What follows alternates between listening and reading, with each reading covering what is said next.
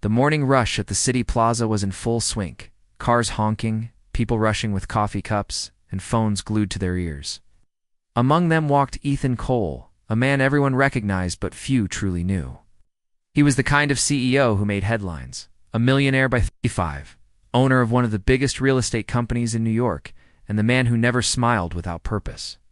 His black suit was pressed to perfection, his expression unreadable, and his life, at least from the outside, flawless. But beneath that polished exterior was a man living on autopilot since the day his wife, Lena, passed away 3 years earlier, leaving him with a silence no success could fill. That morning, Ethan was striding into the lobby of his company's skyscraper when a small, trembling voice stopped him. "You forgot your lunch, Daddy." He froze mid-step. A little girl, no older than 5, stood there clutching a brown paper bag. Her hair was in 2 messy braids, and her wide hazel eyes were filled with innocence and a strange familiarity. The crowd around them began to murmur. Ethan turned slowly, confused. "I'm sorry, sweetheart," he said, kneeling slightly. "You must be mistaken. Not your father." But the girl only smiled, her cheeks dimpling. "Mommy said to always make sure you eat, even when you're busy." Ethan's heart twisted. Something in her tone, gentle, pure, and filled with care, stirred a memory he'd buried deep. The way Lena used to remind him, "Don't skip lunch, Ethan. Even millionaires need to eat." A woman came rushing forward, breathless. "Oh my God, I'm so sorry," she gasped, kneeling beside the girl. "Sophie, you can't just run off like that." The girl hid behind her mother's legs, shy now. Ethan looked up, and time seemed to stop. The woman's name escaped his lips before he could stop it. Claire. It had been nearly 7 years since he last saw her. Claire Adams, Lena's best friend from nursing school, the same woman who had vanished from their lives shortly before Lena's illness worsened. "Ethan," Claire said softly, her face pale. "It's been a long time." He straightened, heart pounding. You have a daughter?" Claire nodded, glancing down at Sophie, who now clung to her hand. "Yes, she's 5. Their eyes met. Something about that number made his chest tighten. 5 years old. Lena had died 6 years ago. He tried to shake off the thought. "You're working around here?" he asked. "Yes," she said quietly. At the daycare across the street, Ethan noticed then the worn-out shoes, the faded cardigan, the way she tried to hide her tiredness behind a calm smile. This was not the confident, laughing Claire he remembered. Something had changed her. Sophie peeked up at him again. "Mommy says you help people find homes? You're like a hero." He couldn't help but smile faintly. "Is that what she said?" Claire looked embarrassed. "I didn't mean for her to bother you. She just saw you in the paper once and thought you looked like her daddy." The words hung heavy between them.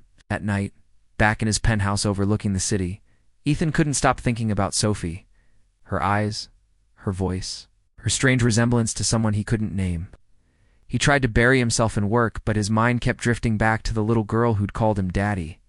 The next morning, he did something out of character. He stopped by the daycare. Ow. Through the window, he saw Sophie drawing with crayons, while Claire read to the children. Her laugh, gentle and musical, was the first sound in years that made his chest ache with warmth. When the kids went outside for recess, Ethan finally approached her. "Claire," he began softly, "I can help you. Financially, I mean. If you're struggling."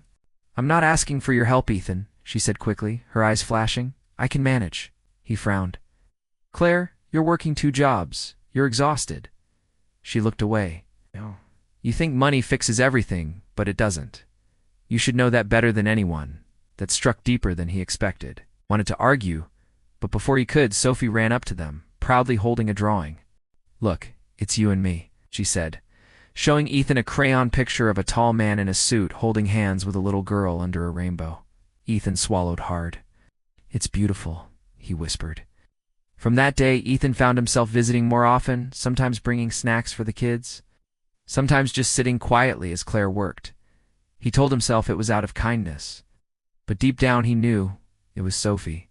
There was something magnetic about her, something that filled the hollow space in his heart where Lena's laughter used to be.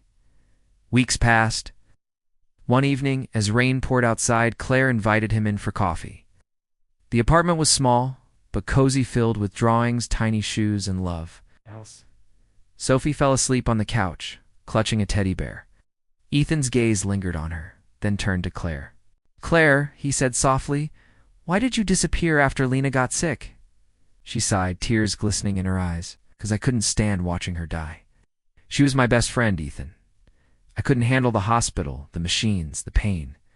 And I blamed myself for not being strong enough." He reached across the table and took her hand gently.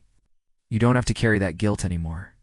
She hesitated, then whispered, "There's something I never told you." Ethan's heartbeat quickened. "When Lena was in the hospital," Claire continued, her voice trembling, "she made me promise something. She said, 'Take care of Ethan for me. He doesn't know how to be loved unless someone reminds him,' but I couldn't. Not then. I wasn't ready." Ethan's throat tightened, and Sophie whispered. Claire's tears fell freely now. "She's mine. But she's not yours. Her father left before she was born. But when she saw your picture one day, she said, 'He looks like the daddy I dream about.' And since then, she's always called you that." He sat in silence, heartbreaking and healing all at once. After a long pause, he said quietly, "Maybe she's not wrong. Maybe I've needed her as much as she needed me." From that day, Ethan became a regular part of their lives, not as a millionaire CEO, but as a man rediscovering what love and family meant. He helped Claire open her own daycare center, supported her dreams, and every morning, little Sophie would wait for him at the park gate, holding a lunch bag. One morning, months later, as he got ready for work, Sophie tugged on his sleeve. "You forgot your lunch, Daddy?" she whispered, giggling. This time, Ethan knelt down, smiled through misty eyes, and said, "Thank you, sweetheart. Won't forget again." And for the first time in years, he truly meant it. Moral: sometimes family isn't who we reborn with, is who finds us when our hearts forget how to love.